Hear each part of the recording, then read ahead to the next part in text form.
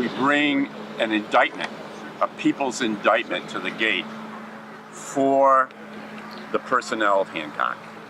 Here's a copy of the one we brought today. People's indictment for war crime perpetrated by the 174th Attack Wing of the New York National Guard at Hancock Air Force Base, Syracuse, New York. Since 2010, the 174th Attack Wing, via satellite, has been remotely piloting weaponized MQ-9 Reaper drones over Afghanistan, perhaps the poorest and most vulnerable nation in the world. U.S. weaponized drones are also known to target people in Pakistan, Iraq, Libya, Somalia, Yemen, and elsewhere in the Islamic oil lands. Those who participate in these operations may believe they are fighting terrorism. In fact, they are unwitting cogs in a war on behalf of corporate profiteers whose main instrument is terrorism. The Reaper maims and kills untold numbers of human beings and terrorizes whole communities.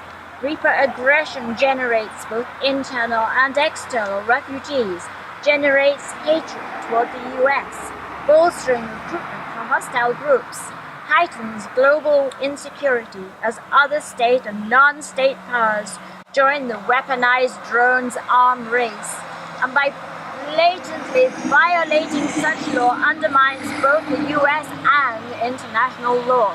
U.S. drone killing violates due process and national sovereignty. It involves intentional, premeditated, extrajudicial murder and the massacre of civilians. These crimes violate Article 6 of the United States Constitution.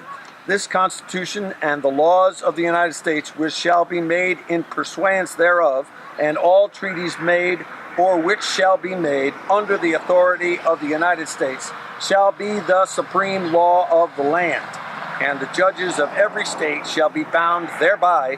Anything in the Constitution or laws of the U.S., including treaties made under authority of the U.S., shall be the supreme law of the land.